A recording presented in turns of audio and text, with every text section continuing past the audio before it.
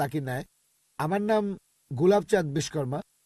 আমার প্রশ্নটা হলো, বকরি ঈদ এটা কিছুদিন পরেই হবে এই বছরে, আর মুসলিমরা তারা বিশ্বাস করে যে এই বকরি ঈদে তারা কোরবানি দেয় ছাগল, মহিষ, গরু, বিভিন্ন পশু।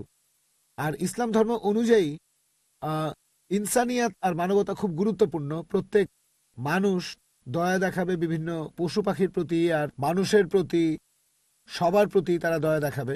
মুসলিমরা যদি এটা বিশ্বাস করে তাহলে কেন তারা কোরবানি দেয় এই ছাগল, গরু বা মহিষ? বকরি ঈদে কেন এগুলো জবাই করে? মুসলিমরা যে কাজটা করে সেটা কি মানবতার পক্ষে আছে, মানে মানবতা বা ইনসানিয়াত? ভাই খুব সুন্দর প্রশ্ন করলেন যে আমরা বকরি ঈদে কেন গরু ছাগল কোরবানি দেই। বকরি ঈদ না হলে কি কোরবানি দিতে পারবো? যে কোনো পশুর কথা বলতে পারো। প্রশ্নটা হচ্ছে ঈদ না হলে কি কোরবানি দিতে পারবো?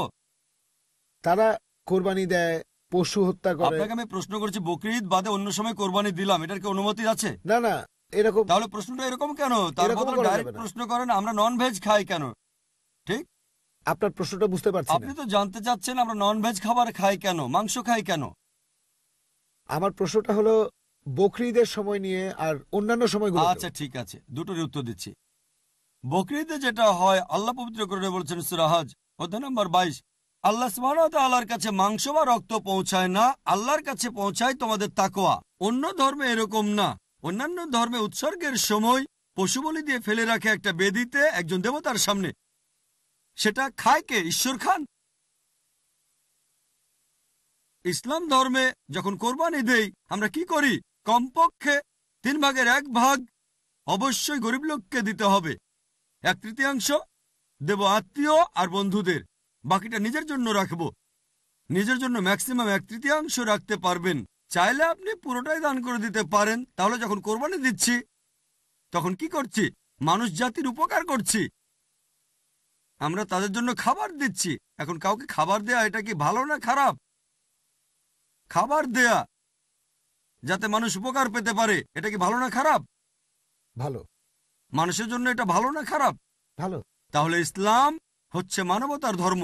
আপনি প্রশ্ন করতে পারেন যে প্রাণীদের কেন হত্যা করা হচ্ছে? মানুষের জন্য ভালো, কিন্তু প্রাণীদের জন্য কি হচ্ছে?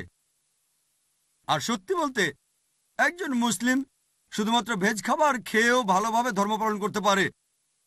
ননভেজ খাওয়া ইসলামের জন্য বাধ্যতামূলক না। তবে আল্লাহ যেহেতু আমাদেরকে অনুমতি দিয়েছেন ননভেজ খেতে, তাহলে আমরা সেটা খাবো না কেন? আল্লাহ পবিত্র কোরআনে বলেছেন সূরা মাইদা অধ্যায় নম্বর 5 আয়াত নম্বর 1, সেই চতুষ্পদ প্রাণীর মাংস খাও যেগুলো তোমাদের জন্য হালাল করা হয়েছে। আল্লাহ বলেছেন সূরা নাহল অধ্যায় 16 আয়াত নম্বর 5, তিনি চতুষ্পদ প্রাণী সৃষ্টি করেছেন যাতে করে তোমরা উপকার পেতে পারো এবং তাদের মাংস খেতে পারো।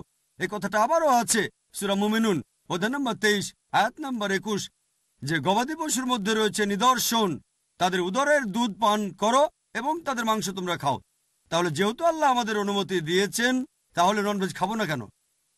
এবার লজিক্যাল কারণে আসি। এখনকার বিজ্ঞান বলছে যে ননভেজ খাবারে, মাংস জাতীয় খাবারে প্রচুর ভিটামিন থাকে, আর এটাই একমাত্র খাবার যেখানে পরিপূর্ণ আমিষ আছে। আমাদের মানুষের শরীরে 23 রকমের অ্যামিনো অ্যাসিড আছে যেগুলোর প্রয়োজন হয়। এগুলোর মধ্যে 8টা অ্যামিনো অ্যাসিড শরীর তৈরি করতে পারে না, এগুলো পাই আমরা খাবার থেকে। এমন কোনো ভেজ খাবার নেই যেখানে এই 8টার সবগুলোই পাবেন। শুধুমাত্র মাংস জাতীয় বা ননভেজ খাবারেই এই 8টা অ্যামিনো অ্যাসিডই পাবেন। এছাড়াও যদি আপনারা দাঁত পরীক্ষা করেন তৃণভোজী প্রাণীদের, গরু, ছাগল, ভেড়া, তাদের দাঁতগুলো সমান। তারা শুধু ভেজ খাবার খায়, মাংস খেতে পারে না। এরপর যদি দাঁত পরীক্ষা করে দেখেন মাংসাশী প্রাণীদের, বাঘ, সিংহ, চিতাবাঘ, তাদের মুখের দাঁতগুলো সূচালো যাতে মাংস খেতে পারে, এজন্য তাদের দাঁতগুলো থাকে সূচালো। তারা শুধু মাংসই খায়, ভেজ খাবার তারা খেতে পারে না। যদি আয়নার সামনে দাঁড়িয়ে আপনার দাঁতগুলো দেখেন, আমাদের সূচালো দাঁত আছে, আবার সমান দাঁতও আছে। আমরা সব ধরনের খাবারই খেতে পারি। যদি আল্লাহ চাইতেন শুধু ভেজ খাবারই খাবো, তাহলে আমাদেরকে সূচালো দাঁত দিলেন কেন? ননভেজ খাওয়ার জন্য। এছাড়াও তৃণভোজী প্রাণীদের যে পরিপাকতন্ত্র, গরু, ছাগল বা ভেড়ার শুধু ভেজ খাবার হজম করতে পারে, ননভেজ হজম করতে পারে না। আর মাংসাশী প্রাণীদের পরিপাকতন্ত্র, বাঘ, চিতাবাঘ, সিংহ শুধু মাংস হজম করতে পারে, ভেজ হজম করতে পারে না। আবার মানুষের যে পরিপাকতন্ত্র, সেখানে আছে ক্ষুদ্রান্ত এবং বৃহদান্ত্র।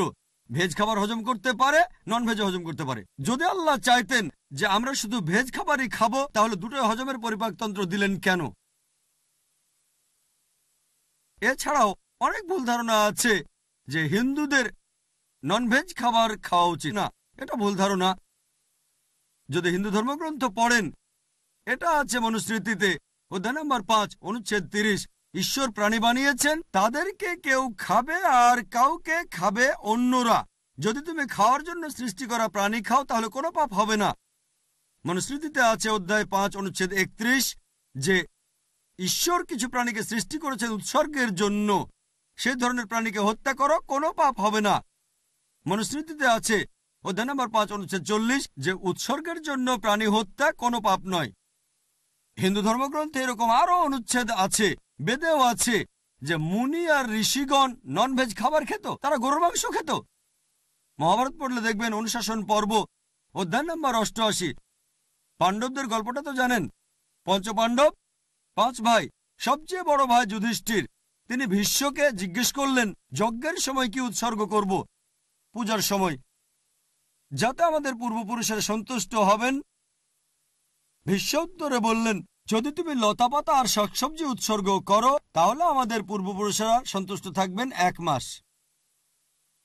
মাছ উৎসর্গ করলে 2 মাস। যদি তুমি মাংস দাও তাহলে 3 মাস। যদি খরগোশ উৎসর্গ করো তাহলে 4 মাস। যদি ছাগল দাও তাহলে 5 মাস। শূকরের মাংস দিলে তখন 6 মাস। যদি পাখির মাংস দাও তাহলে 7 মাস। হরিণের মাংস দিলে 8 মাস। এভাবে তিনি বলে গেলেন। মহিষের মাংস দিলে 11 মাস। যদি গরুর মাংস দাও তাহলে পূর্বপুরুষেরা সন্তুষ্ট থাকবেন পুরো 1 বছর। আর যদি চাও যে পূর্বপুরুষেরা সন্তুষ্ট থাকবেন একেবারে সারা জীবন, তাহলে ছাগলের লালচে মাংস দাও বা গন্ডারের মাংস দাও। এ কথা কে বলেছেন? ভীষ্ম যুধিষ্ঠিরকে। পুরো তালিকা দেওয়া আছে, শাকসবজি, মাছ, খরগোশ, ছাগল, সবকিছু আছে, মহিষ, গরু। তাহলে হিন্দু ধর্মগ্রন্থ বলছে নন ভেজ খাওয়ার অনুমতি আছে। হিন্দুরা এখন এগুলো মানে কারণ তাদেরকে প্রভাবিত করছে অন্যান্য ফিলোসফি, যেমন অহিংসা। এখন হিন্দুরাও এটা পালন করে। আর যারা এই অহিংসা নীতি মেনে চলে যে নন ভায়োলেন্স, জীবিত প্রাণীকে হত্যা করা যাবে না, যদি একজন মানুষ কোন রকম প্রাণী হত্যা না করে টিকে থাকতে পারে, আমি সেটার পক্ষে আছি। এখন তারা বলে প্রাণী হত্যা করা এটা খুব বড় পাপ, কারণ এটা হচ্ছে জীবন, জীব হত্যা করা নিষিদ্ধ। এখন বিজ্ঞান উন্নত হয়েছে আর আমরা জানতে পেরেছি যে গাছপালারও জীবন আছে। তাহলে ভেজ খাবার খেলেও তো জীব হত্যা করছেন। তখন যুক্তি বদলায়, ঠিক আছে আমরা মানছি যে গাছপালারও জীবন আছে, তবে ব্যথা অনুভব করতে পারে না। তাহলে একটা গাছকে হত্যা করা প্রাণী হত্যার চেয়ে কম গুরুতর পাপ। আচ্ছা, তর্কের খাতিরে মানলাম, কিন্তু এখন বিজ্ঞান বলছে আমরা মানুষরা যে শব্দ শুনতে পাই তার কম্পনাঙ্ক 20 সাইকেল পার সেকেন্ড থেকে 20,000 সাইকেল পার সেকেন্ড। এর নিচে বা উপরে হলে আমরা শুনতে পাই না। বর্তমানের বিজ্ঞান বলে যে গাছপালা কান্নাকাটিও করে, কিন্তু সেটা মানুষ শুনতে পায় না। আমেরিকার এক কৃষক একটা যন্ত্র বানিয়েছেন যেটা দিয়ে গাছের কান্না মানুষ শুনতে পাবে আর জানতে পারবে কখন গাছের পানি লাগবে। তখন হয়তো বলবেন, আচ্ছা ঠিক আছে, মানলাম যে গাছপালা যন্ত্রণা অনুভব করতে পারে, তবে এদের 2 বা 3টা ইন্দ্রিয় কম আছে, তাই গাছপালা হত্যা করা কম গুরুতর পাপ পশু পাখি হত্যার চেয়ে তাদের ইন্দ্রিয় 5টা। আচ্ছা, তর্কের খাতিরে এটাও মানলাম যে গাছপালা 2টো ইন্দ্রিয় কম থাকে পশু পাখির চেয়ে। আপনাদের একটা প্রশ্ন করি, যে ধরেন আপনার ভাই, আল্লাহ না করুন, ধরেন সে জন্মালো বোবা আর কালা হয়ে, আর বড় হওয়ার পরে তাকে কেউ মেরে ফেললো, তখন কি জজের কাছে গিয়ে বলবেন, মাই লর্ড এই খুনিকে কম শাস্তি দেন কারণ আমার ভাই ছিল বোবা আর কালা? এভাবে বলবেন? আপনি জজকে বলবেন তাকে বড় শাস্তি দেন, আমার ভাই ছিল মাসুম, সে শুনতো না, বলতে পারতো না। তাই ইসলাম ধর্মে এমন না যে 2টো ইন্দ্রিয় কম বা 2টো বেশি। আল্লাহ পবিত্র কোরআনে বলেছেন সূরা বাকারা অধ্যায় 2 আয়াত 168, তোমরা বৈধ আর পবিত্র খাদ্যবস্তু থেকে আহার করো, যেটা ভালো পবিত্র সেটা খেতে পারেন। আর এছাড়াও যদি অমুসলিমরা তারা নন ভেজ খাবার খেতে না চায়, আমার কোনো সমস্যা নেই, আপত্তিও নেই। শুধুমাত্র যখন বলছেন এটা পাপ, মানবতার বিরুদ্ধে, তখন আমি উত্তর দিচ্ছি। এমনিতে অমুসলিমরা ভেজ খাবার খেলে সেটা আমার জন্য ভালো। যদি সব অমুসলিম নন ভেজ খাওয়া শুরু করে দেয় তাহলে গরু ছাগলের মাংসের দাম বেড়ে যাবে। তাই ব্যক্তিগতভাবে আমার আপত্তি নেই।